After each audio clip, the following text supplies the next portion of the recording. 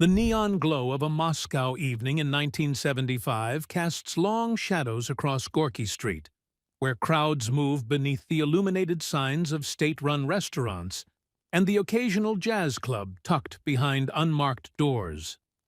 The question of what nightlife looked like in the Soviet Union is not simply a matter of cataloging entertainment venues or describing dance halls.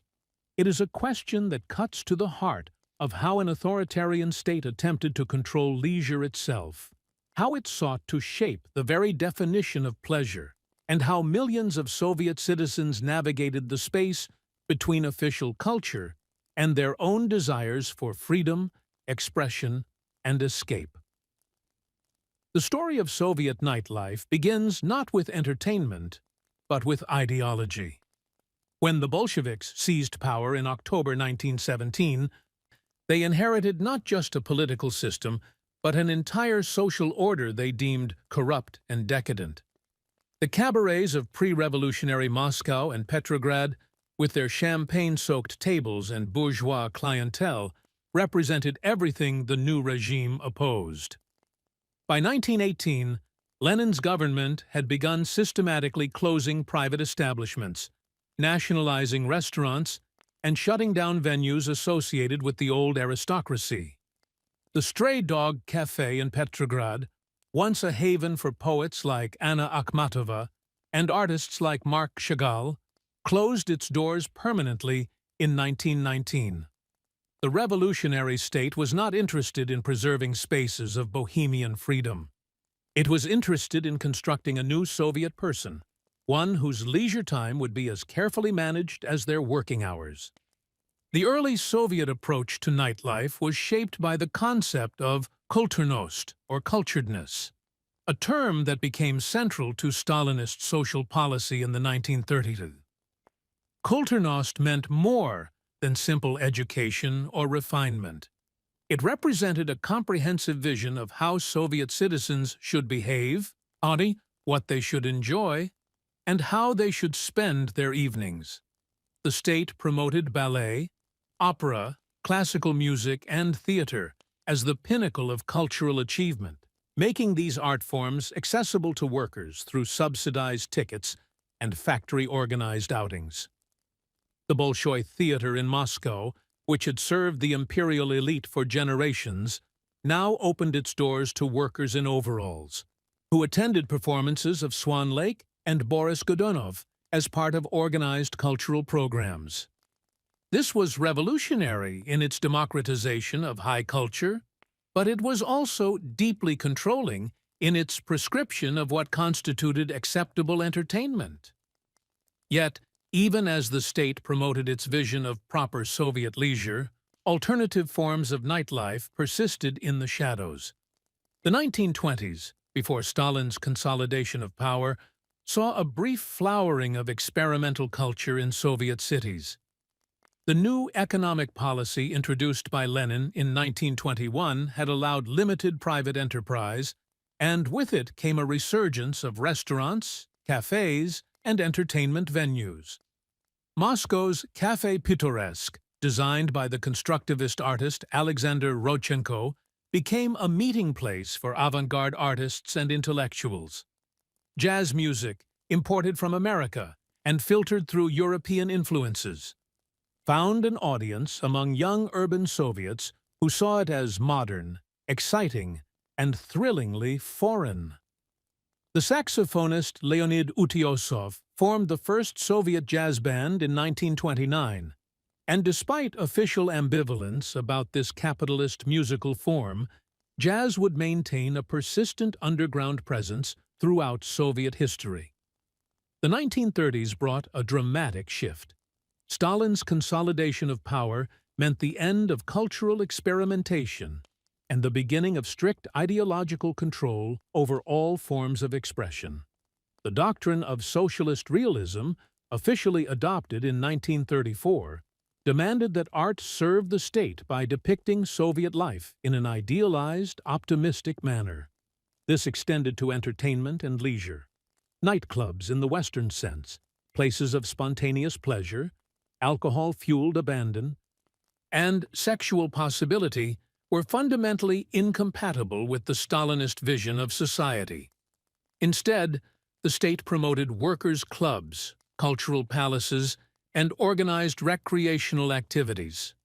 The Palace of Culture of the Lykachev automobile plant in Moscow, opened in 1937, featured a theater seating 1,500 people, multiple hobby rooms, a library, and spaces for organized dancing. These were impressive facilities, but they were also spaces of surveillance and control, where leisure activities were supervised and channeled toward ideologically acceptable ends. Restaurants in the Stalin era operated under severe constraints. The NKVD, the secret police, maintained informants in major establishments, and conversations over dinner could lead to denunciations and arrests. The famous restaurant Prague on Arbat Street, opened in 1872 and nationalized after the revolution, continued to serve elaborate meals to the Soviet elite, but it was a space where diners spoke carefully and watched their neighbors. The Great Terror of 1937 and 1938, which saw the arrest and execution of over 700,000 people, cast a long shadow over any form of public gathering. Nightlife in the conventional sense, the idea of going out to relax, to be seen, to enjoy oneself freely, became nearly impossible when every public space was potentially a site of surveillance and every conversation could be reported to the authorities. The Second World War brought both devastation and a strange kind of liberation to Soviet nightlife. The German invasion in June 1941 and the subsequent 4 years of total war transformed Soviet society. In besieged Leningrad, where over 1 million people died of starvation between 1941 and 1944, nightlife meant huddling in bomb shelters and trying to survive. But in Moscow, which remained under Soviet control throughout the war, a different dynamic emerged. The presence of foreign correspondents, military attachés, and later Allied liaison officers created a small but significant international community. The Metropole Hotel near the Bolshoi Theater became a gathering place where Soviet officials, foreign journalists, and NKVD minders mingled over vodka and caviar.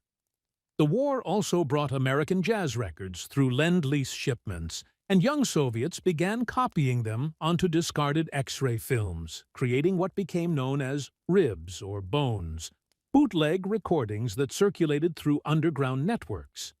The post-war period, particularly after Stalin's death in March 1953, marked a turning point in Soviet nightlife. Nikita Khrushchev's thaw, beginning in the mid-1950s, brought a relaxation of cultural controls and a cautious opening to foreign influences. The Sixth World Festival of Youth and Students, held in Moscow in July and August 1957, brought 34,000 young people from 131 countries to the Soviet capital. For 2 weeks, Moscow experienced an unprecedented influx of foreigners. Foreign music, foreign fashion, and foreign ideas. Soviet youth danced with visitors from around the world in Gorky Park, attended jazz concerts, and glimpsed possibilities that official Soviet culture had long denied them. The festival had lasting effects, inspiring a generation of young Soviets to seek out Western culture and creating networks of cultural exchange that persisted for decades. The emergence of the stylyagi, or style hunters, in the late 1950s and early 1960s represented a direct challenge to official Soviet culture. These were young people, mostly from major cities like Moscow and Leningrad, who adopted Western fashion, listened to jazz and rock and roll, and frequented the few spaces where they could dance and socialize relatively freely. They wore tight trousers, colorful ties, and pointed shoes that violated every norm of Soviet modesty and conformity.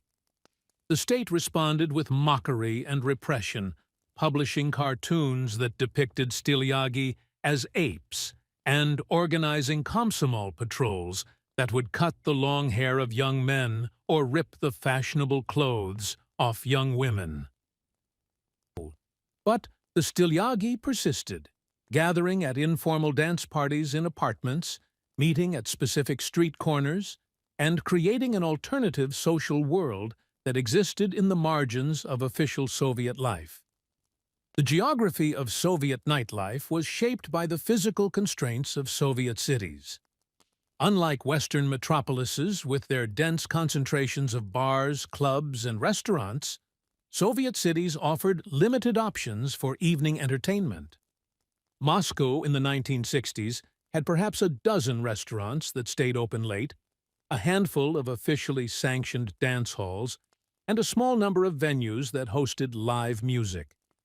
The National Hotel on Manege Square, the Aragvi restaurant serving Georgian cuisine on Gorky Street, and the Berlin restaurant near Pushkin Square were among the most prestigious establishments. But securing a table required connections, bribes, or both. The practice of blat, using personal connections to obtain goods and services, was essential for accessing the better elements of Soviet nightlife. Ordinary citizens might spend months on waiting lists for a table at a decent restaurant, while those with connections could walk in any evening. The role of alcohol in Soviet nightlife cannot be overstated. Vodka was the lubricant of Soviet social life, consumed in vast quantities at official banquets, informal gatherings, and everywhere in between. The Soviet government maintained a state monopoly on alcohol production, and vodka sales provided a significant portion of state revenue. By the 1970s, the USSR had one of the highest rates of alcohol consumption in the world, with annual per capita consumption reaching approximately 15 liters of pure alcohol. Drinking was woven into the fabric of Soviet masculine identity, with the ability to consume large quantities of vodka without visible intoxication seen as a mark of strength and reliability. This created a nightlife culture that often centered on drinking rather than dancing, conversation, or other forms of entertainment. A typical evening out might involve a group of friends sharing multiple bottles of vodka at a restaurant table, punctuated by elaborate toasts and the consumption of zakuski, small appetizers designed to accompany drinking. The 1960s and 1970s saw the gradual expansion of officially sanctioned entertainment options. The rise of variety theaters, or estrada, provided venues for popular music, comedy, and light entertainment. The Moscow Variety Theater on Bersenevskaya Embankment opened in 1926 but reaching its peak popularity in the 1960s, hosted performances by singers like Muslim Magomayev and Alla Pugacheva, who became household names across the Soviet Union. These performers operated within strict ideological boundaries, their lyrics vetted by censors, and their performances monitored for political content, but they nonetheless represented a form of mass entertainment that was more accessible and contemporary than the classical arts promoted in earlier decades. Jazz clubs occupied a peculiar position in Soviet nightlife. Despite periodic campaigns against jazz as a symbol of Western decadence, the music maintained a devoted following and even achieved a degree of official tolerance. The Bluebird Café in Leningrad, operating from the late 1950s through the 1970s, became a legendary venue where musicians like David Goloshchekin performed for crowds of devoted fans. The Soviet jazz scene developed its own distinctive character, blending American influences with Russian folk melodies and classical training. Musicians faced constant challenges, from censorship of their repertoire to restrictions on travel and recording, but they created a vibrant subculture that connected Soviet youth to global musical trends. The emergence of rock music in the Soviet Union in the 1970s created new forms of nightlife that existed almost entirely outside official channels. Bands like Machina Vremeni, formed in 1969, and Akvarium, formed in Leningrad in 1972, played at apartment concerts, unofficial clubs, and anywhere else they could find an audience. These kvarterniki, or apartment concerts, became a crucial form of underground nightlife, where 50 or 100 people would crowd into a two-room apartment to hear live music, smoke cigarettes, and feel part of something that existed beyond state control. The authorities responded with harassment, arrests, and attempts to co-opt the most popular musicians into the official cultural system. But the underground rock scene persisted and grew throughout the 1970s and early 1980s. The experience of nightlife varied dramatically based on geography, class, and access to privilege. In Moscow and Leningrad, the largest and most cosmopolitan cities, options were relatively abundant, though still limited by Western standards. In smaller cities and towns across the vast Soviet territory, nightlife often consisted of little more than a local cultural palace showing films and hosting occasional dances, and perhaps a restaurant that closed by 10 in the evening. The nomenklatura, the privileged elite of party officials and their families, had access to special restaurants, clubs, and recreational facilities that were completely off-limits to ordinary citizens. The Aragvi restaurant in Moscow had a special room on its upper floor reserved for high-ranking officials, where they could dine without mixing with the general public. This parallel system of privilege created deep resentments and highlighted the gap between communist ideology and Soviet reality. Foreign visitors to the Soviet Union encountered a carefully curated version of Soviet nightlife. The in-tourist hotels in major cities, like the Ukraina and the Rossiya in Moscow, had restaurants and bars that catered specifically to foreigners, with prices in hard currency and a level of service unavailable to Soviet citizens. These spaces served a dual purpose. They provided foreign visitors with a comfortable experience while also serving as sites of surveillance, where KGB officers and informants could monitor foreigners and their contacts with Soviet citizens. The National Hotel's bar became famous among Western correspondents as a place where one could reliably encounter both interesting sources and obvious intelligence operatives. The very architecture of these spaces reflected the paranoia and control that characterized Soviet society. The late 1970s and early 1980s saw the emergence of disco culture in the Soviet Union, a development that highlighted both the regime's inability to completely seal itself off from global trends and its determination to control and reshape those trends. Discotheques began appearing in Soviet cities, but they bore little resemblance to their Western counterparts. The typical Soviet disco was held in a cultural palace or workers' club, with a DJ playing a mix of Soviet pop music and carefully selected Western hits, all under the watchful eyes of Komsomol organizers. Dancing was permitted, but the atmosphere was far from the hedonistic freedom of Studio 54 or other Western clubs. Nonetheless, these venues became important social spaces for young Soviets, places where they could meet potential romantic partners, show off fashionable clothes, and experience a sanitized version of global youth culture.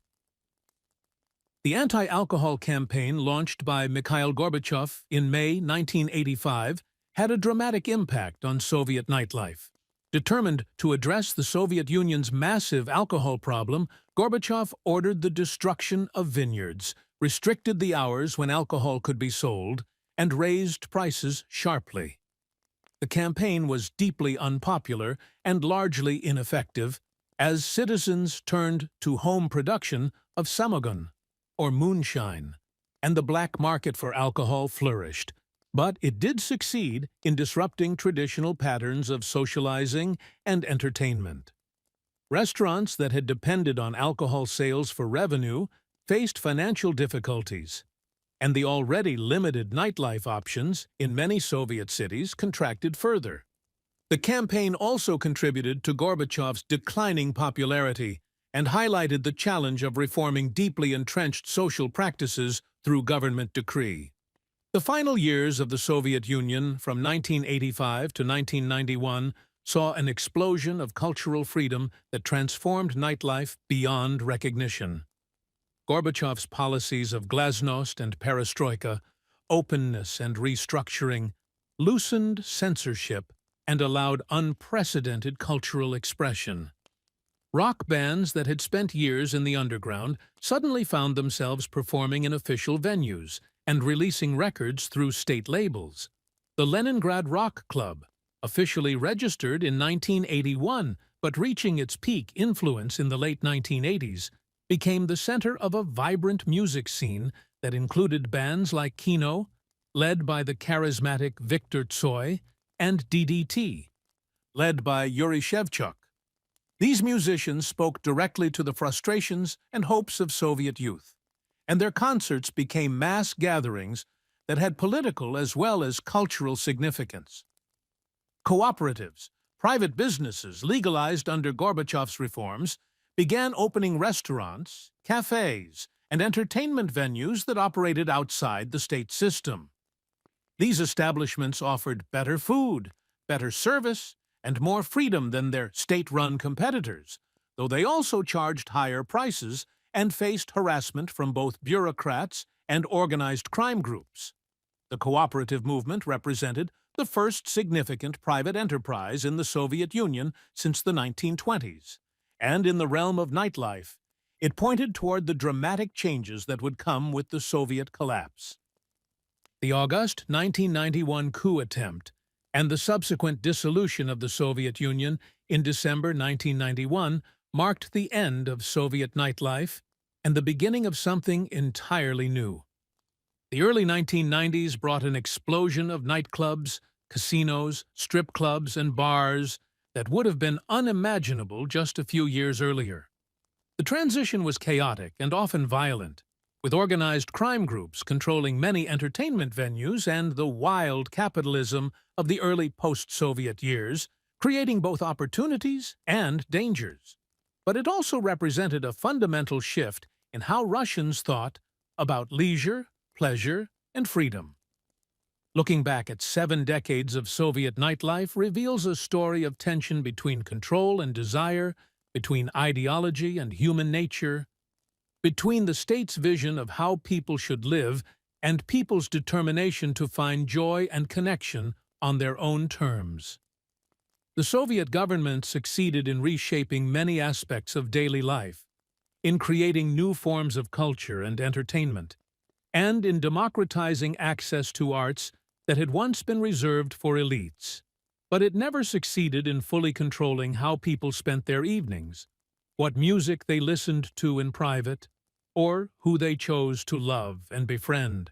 The history of Soviet nightlife is ultimately a history of resistance, not the dramatic resistance of political dissidents or revolutionary movements, but the quiet, persistent resistance of ordinary people, insisting on their right to pleasure, to spontaneity, to moments of freedom in an unfree society. That legacy continues to shape how Russians and citizens of former Soviet republics think about public space, private life, and the boundaries between individual desire and collective obligation.